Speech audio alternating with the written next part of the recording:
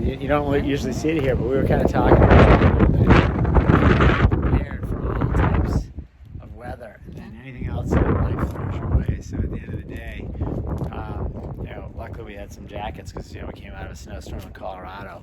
Right. On the way here. We're parking here for a couple weeks and then going to Costa Rica. So we're prepared for all aspects of weather, right? We it's are 90 down there. We are, but we talked about you try to be prepared for everything, and it's easy to be prepared for weather variations, right? But sometimes in life, curveballs come towards you, and there just is no way to be prepared. So in instances, unless you're prepared, but certain things, for example, well, I guess I don't want to cut you off, but you said there's no way to be prepared, but your whole point is you can be prepared for these, to be prepared for the change, right?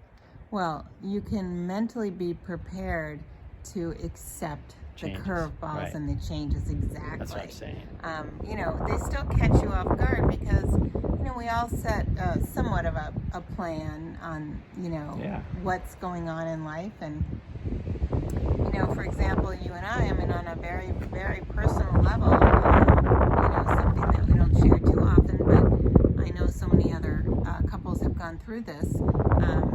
We've had several miscarriages, and you certainly never prepare for that, no matter how many you've ever had, nor can you prepare for that emotionally. But what you can do is, after the fact, see, that everything happens the way it's supposed to. And it doesn't always seem that way and feel that way, but, in our particular case, we wouldn't have the two girls that we do have, had a few of our many miscarriages, gone to fruition. So, as devastated as we were at that point in time, the joy and happiness, that our girls bring us far outweighs that. Yeah. Well, I mean, it's like one of the many things in life that are obstacles. So, right. We wouldn't be standing here today if I could go through 1,000 things that happen, good and bad, out of the gates. Right. You think about them at the moment. I think your point is you immediately think about something like, oh my God, this is such a tragedy, until you kind of step back and say, Mm-hmm. it happened for a reason. Right. And you look at all the good around it that occurred before or after it. It couldn't have occurred before.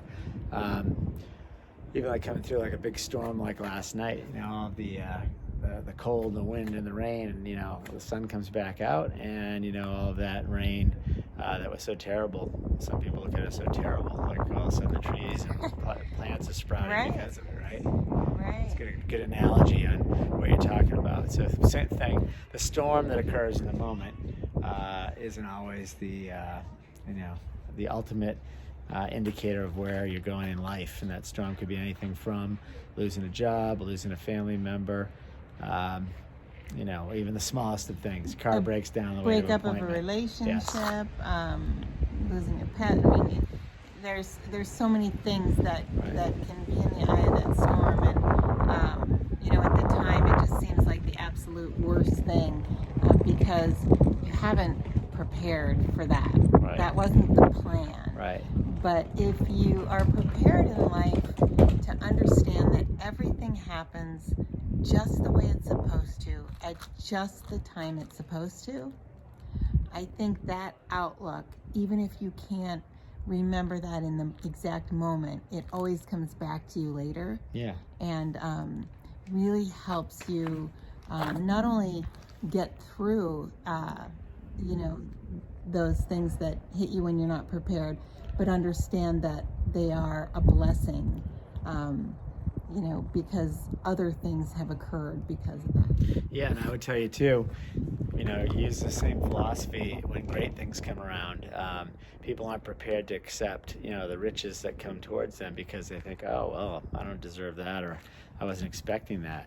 So at the end of the day, this isn't about just the negative curveballs. It's the positives. All of a sudden you turn a corner and That's wow. a great point. I just had hit the lottery. I'm using that as an analogy. Maybe you did hit the lottery, or maybe you just got a job that paid you more than you ever thought, or you just did a deal that brought in a lot of extra cash into your bank account, or you met that perfect person, but you weren't prepared to accept that person at that point in time. So I would just, impress upon you just to be prepared for whatever comes your way, and accept the riches life has to offer, because there's so much that comes floating by. And I always talk about it like it's flowing to you like a river. Mm-hmm. We stand on a bridge and the river's flowing to us. I always think of that as opportunity flowing towards us.